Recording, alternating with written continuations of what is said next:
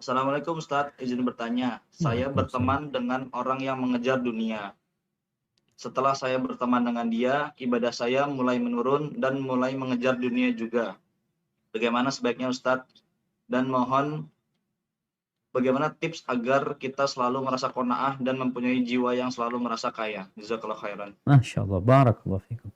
Iya jemaah, kalau kita kumpulnya sama orang yang cari dunia, kita di grupnya motor, grupnya moge umpamanya, yang dibicarakan moge terus ada ini itu. Mau nggak mau hati kita akan terkontaminasi dengan grup tersebut. Di grup itu ngomongnya urusan rumah, semua urusan rumah.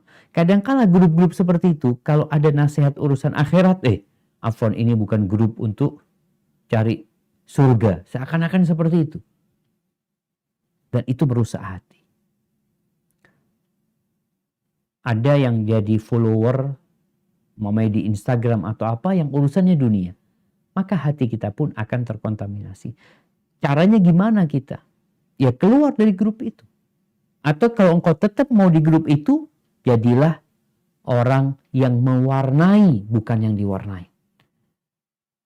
Engkau mewarnai di sana, bukan diwarnai. Kalau memang masih ada perlunya di grup tersebut. Atau sama teman itu masih ada perlunya, ya bagaimana kita mempengaruhi dia, bukan dia mempengaruhi kita. Kemudian Rasul Shallallahu Alaihi Wasallam, beliau memberikan wasiat kepada Abu Dzar untuk duduk sama orang-orang miskin, dekat sama mereka. Kita kalau duduk sama orang miskin, yang bicaranya akhirat, kita akan kesian sama mereka. Kita akan merasa kaya raya, ternyata nikmat Allah banyak buat anak. Ini membantu orang untuk mensyukuri nikmat yang Allah berikan.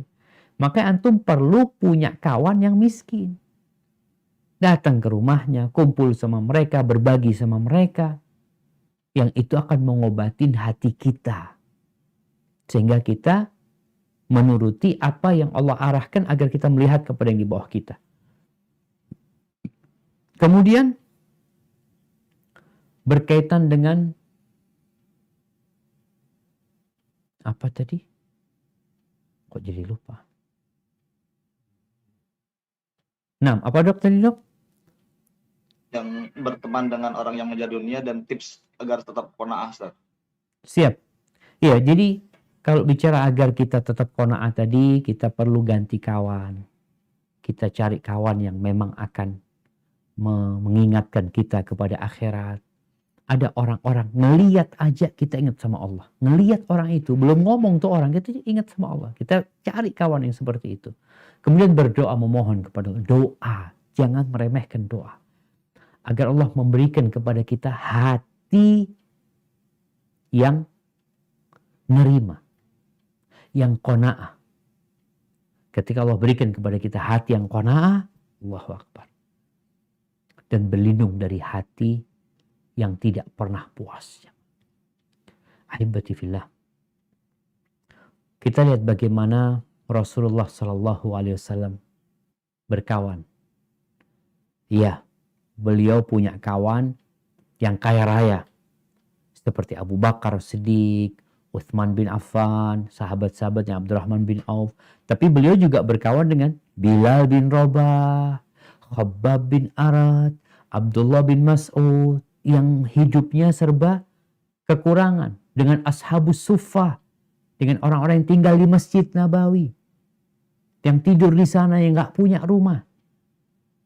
Jadi dengan cara seperti itu, kita di orang kaya bisa mendakwain orang kaya, kita di orang miskin juga dapat menata hati kita, dan juga dapat mewarnai orang-orang miskin bagaimana mereka menerima dengan kondisi yang ada.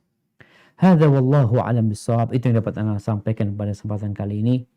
Kemudian jamaah, sebagaimana tadi diminta, jangan lupa kita untuk mendoakan saudara-saudara kita yang sedang terpapar COVID ya.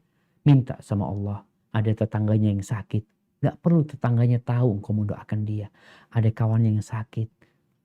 Angkat tangan. Kata Allahumma shfi fulan, ya Allah, sembuhkan fulan ya Allah. Allahumma shfi abdaka fulan. Yanka'ulaka aduan au yamshi ila salah. Ya Allah, sembuhkan hambamu fulan agar dia bisa menghadapi musuhmu dan dia dapat menuju ke masjid lagi. Jangan lupa malam ini malam Jumat, malamnya bersalawat kepada Nabi SAW, dan besok adalah hari yang paling mulia. Semoga kita bisa memanfaatkannya dalam ketaatan kepada Allah Azza wa Jalla. Baik, itu yang dapat Anda sampaikan. Akan balikan ke moderator. Jazakumullah khair.